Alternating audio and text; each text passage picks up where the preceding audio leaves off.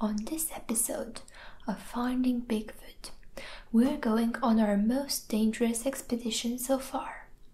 After 9 seasons resulting in little to no evidence, the conclusion was unanimous.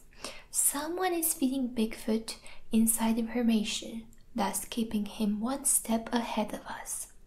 The team's dedication towards finding the truth, but also the fact that a producer just put a down payment on a $4 million boat, is the driving force behind this special episode of Finding Bigfoot, Europe Edition.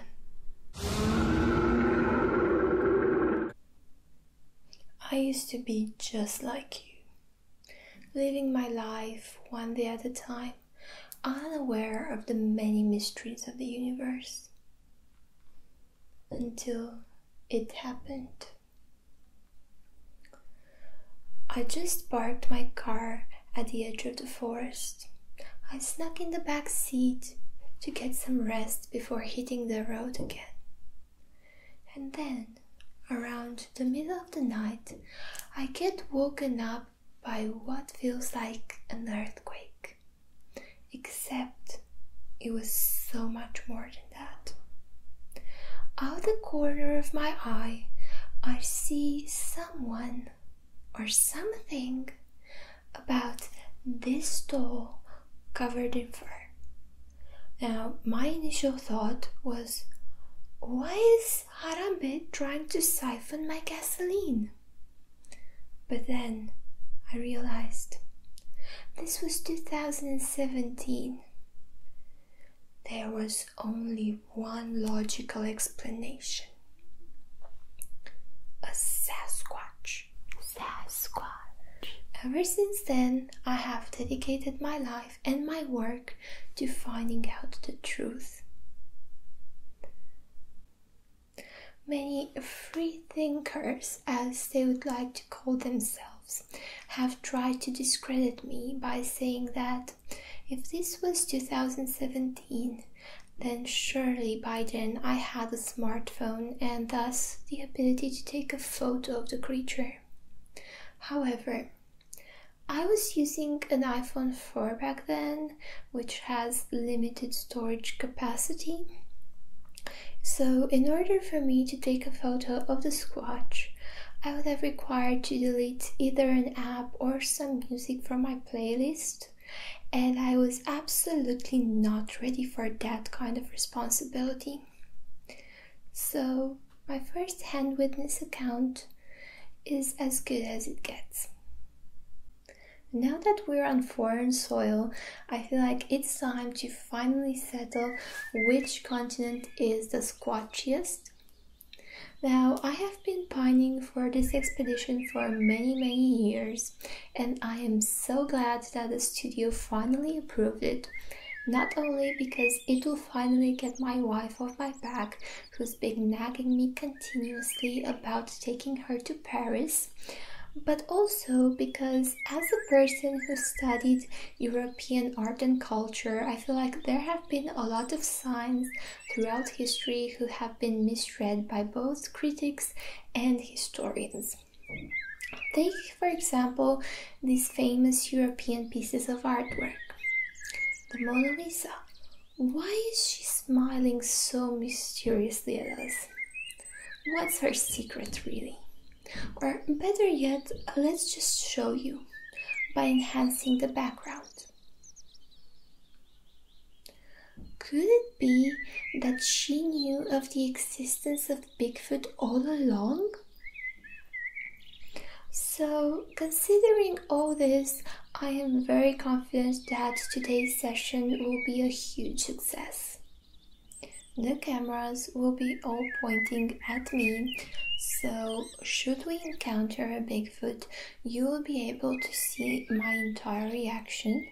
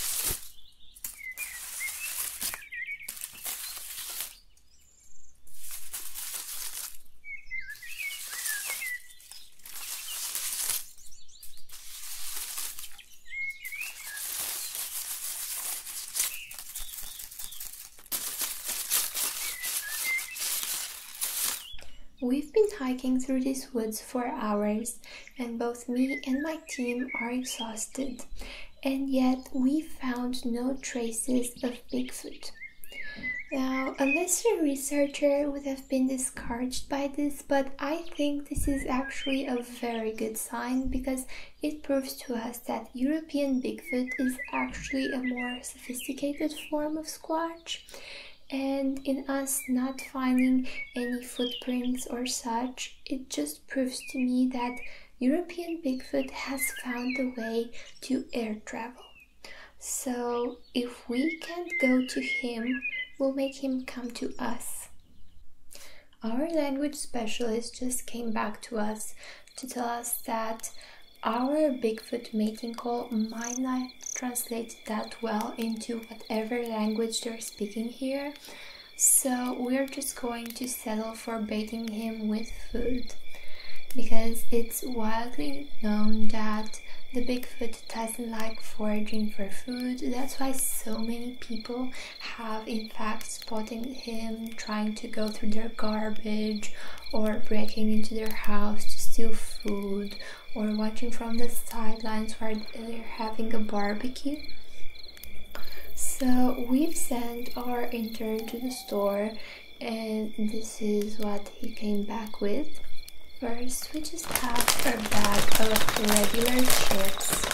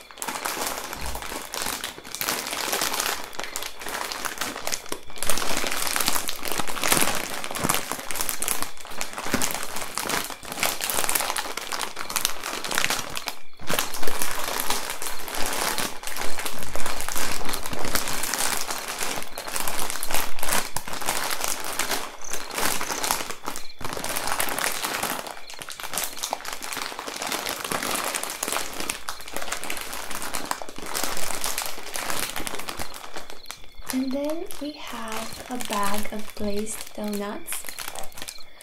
Well, actually it's just two because I had to skip lunch today because someone on my team decided to twist their ankle in the filming of the first segment and had to be driven to the hospital.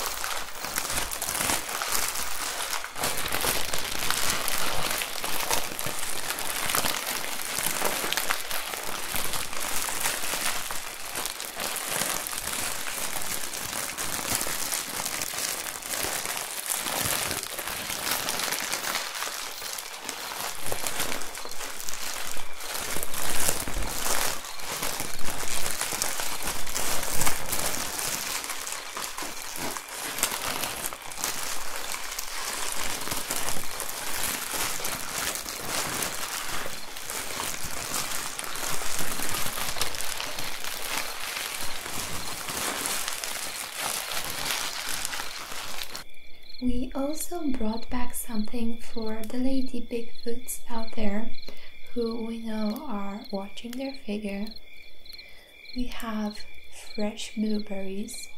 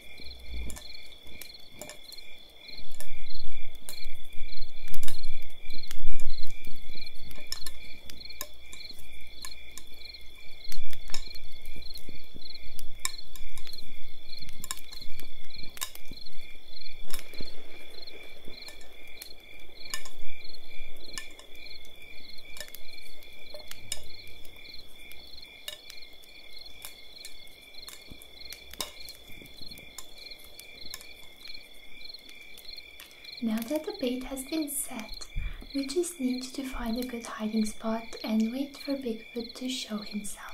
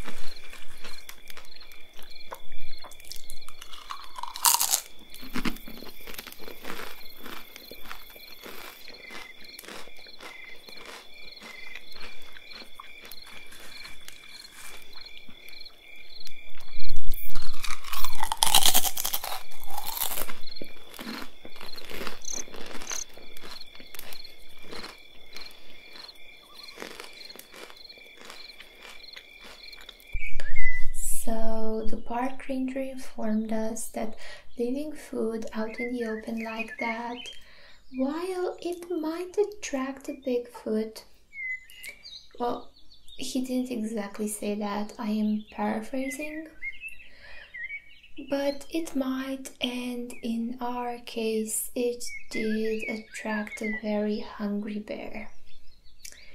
He also said that we are never allowed to return to this natural reservation, whether it's to film our show or just to visit.